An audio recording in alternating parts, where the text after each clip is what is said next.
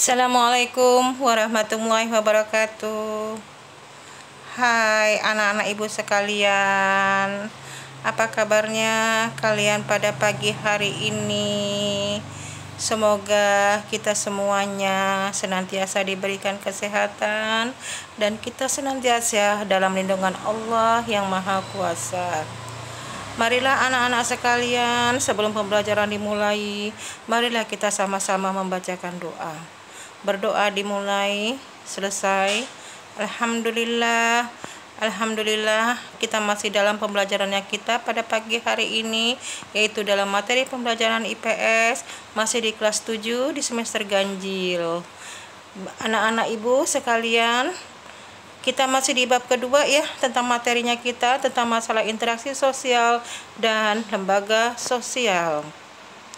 Adapun tujuan pembelajaran pada pagi hari ini, Ibu mengharapkan anak-anak dapat menyebutkan beberapa interaksi sosial yang berupa interaksi sosial asosiatif.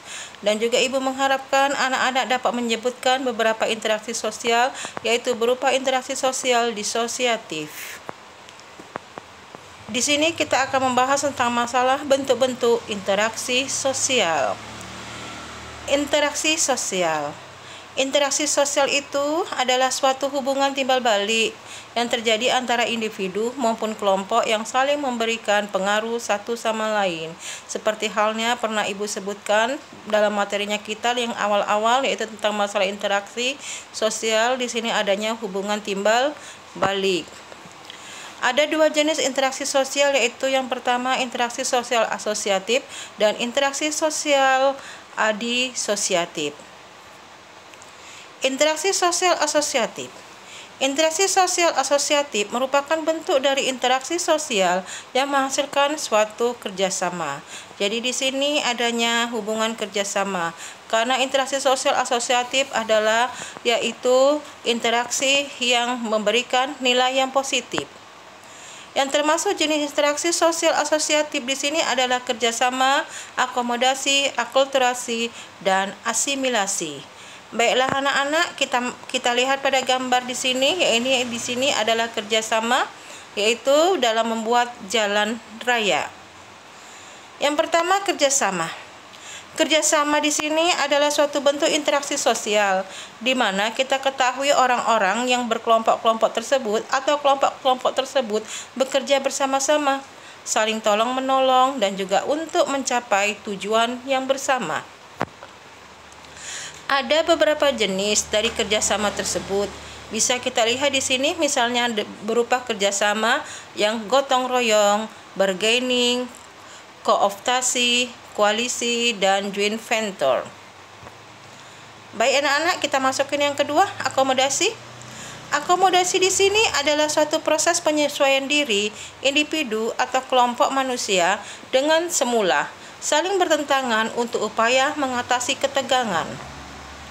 Tujuannya di sini untuk mengurangi perbedaan pandangan dan juga pertentangan politik, serta untuk mencegah terjadinya konflik. Akomodasi di sini memiliki jenis-jenis tertentu seperti halnya kursi, arbitrase, mediasi, konsiliasi, toleransi, kompromi, stalemate, adjudikasi. Kita masuki poin yang ketiga dari asosiasi, yaitu akulturasi. Akulturasi di sini adalah penerimaan unsur-unsur baru menjadi suatu kebudayaan baru tanpa menghilangkan unsur-unsur yang lama. Jadi di sini akulturasi itu kita menerima yaitu adanya unsur-unsur baru atau kebudayaan-kebudayaan baru, yaitu kebudayaan dari luar dari negara kita, tanpa kita harus menghilangkan yaitu unsur-unsur yang sudah ada. Ya, misalnya Ibu kasih contoh adalah tari modern. Ibu lanjutkan. Akulturasi di sini merupakan hasil dari perpaduan dua kebudayaan dalam waktu yang lama, dipadukan antara kebudayaan yang ada di tanah airnya kita, kemudian dipadu-padankan dengan kebudayaan yang dari luar dalam waktu proses yang sangat lama. Kemudian contoh akulturasi di sini misalnya musik Melayu bertemu dengan musik Portugis dibawa oleh para penjajah sehingga menghasilkan jenis musik keroncong. Nah, inilah musik keroncong ini sebenarnya adalah perpaduan dari musik Melayu dan juga musik Portugis. Baik, anak-anak sekalian, kita masuk ke poin yang keempat, asimilasi. Asimilasi di sini adalah usaha-usaha untuk meredakan perbedaan antar individu atau antar kelompok guna mencapai satu kesepakatan berdasarkan kepentingan dan tujuan-tujuan bersama. Anak-anak Ibu, di sini Ibu akan kasih contoh asimilasi itu. Misalnya seni kaligrafi yang berasal dari Arab yang berkembang dalam kebudayaan Islam yang ada di Indonesia. Ya, jadi seni menulis dengan menggunakan yaitu kaligrafi atau keindahan-keindahan. Nah, ini merupakan yaitu proses dari asimilasi.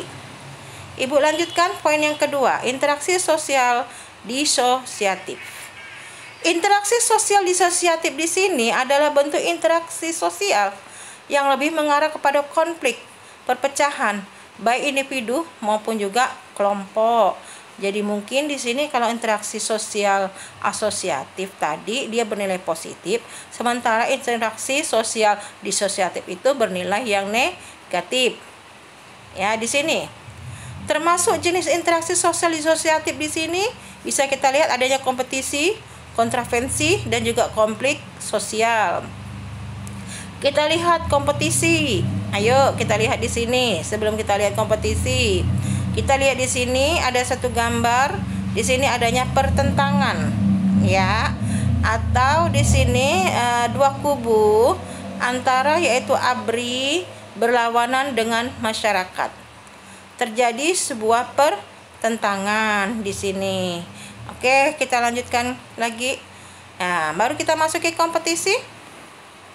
Kompetisi di sini adalah persaingan, adalah bentuk interaksi sosial disosiatif di mana orang-orang atau kelompok-kelompok berlomba meraih tujuan yang sama. Jadi kompetisi ini ya berupa perlombaan-perlombaan.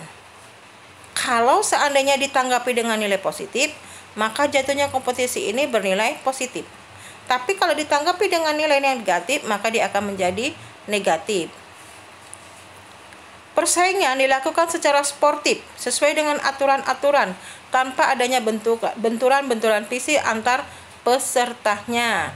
Terkadang memang yang namanya persaingan, kompetisi, ya di sini adanya suatu hal, tadi sudah Ibu dikatakan di depan, kalau seandainya kita tanggapi dengan nilai positif, maka jatuhnya positif.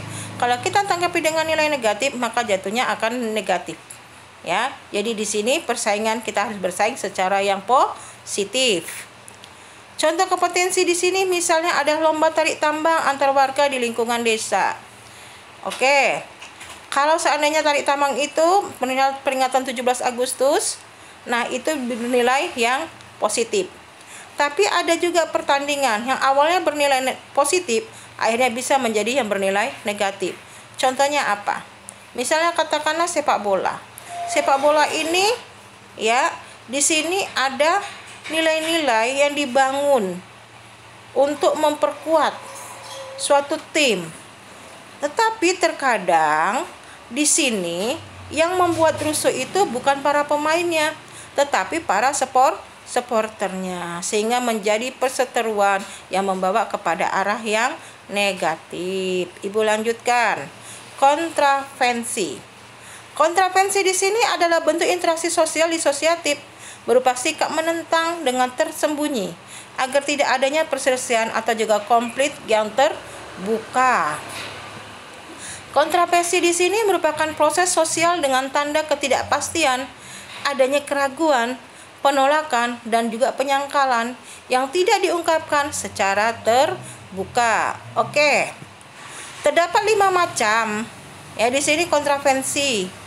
Misalnya kontravensi umum, seperti halnya adanya penolakan dan juga berupa protes. Kemudian ada kontravensi sederhana, seperti misalnya itu menyangkal pernyataan orang.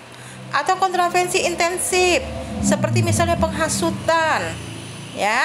Kemudian kontravensi rahasia, seperti halnya misalnya contohnya membocorkan rahasia. Kemudian ada kontroversi taktis. Di sini Ibu kasih contoh dengan cara mengejutkan kelompok lawan berupa provokasi. Baik, kita lanjutkan kembali. Konflik sosial. Konflik sosial di sini atau juga pertikaian atau pertentangan, ya ini bentuk interaksi sosial disosiatif yang terjadi karena adanya perbedaan paham dan juga kepentingan antar individu dalam suatu kelompok. Konflik di sini ditandai dengan adanya ancaman, kekerasan dan juga konflik fisik antar pihak-pihak yang bertentangan. Kita ambil contoh misalnya konflik sosial. Di sini adanya yaitu konflik antara Israel dan juga Palestina, di mana Israel tersebut terus-menerus menyerang Palestina untuk merebutkan daerahnya. Kita ketahui bahwa konflik ya di sini antara Israel dan Palestina ini sudah berlangsung sangat lama sekali, dan ini terjadi terus-menerus, di mana kita ketahui Israel terus-terusan menyerang Palestina ya. Nah, kita lanjutkan ya, nanti materi kita pada materi yang selanjutnya. Sebelum Ibu tutup materinya kita, nah kita Ibu akhirin, semoga kita semuanya senantiasa diberikan kesehatan.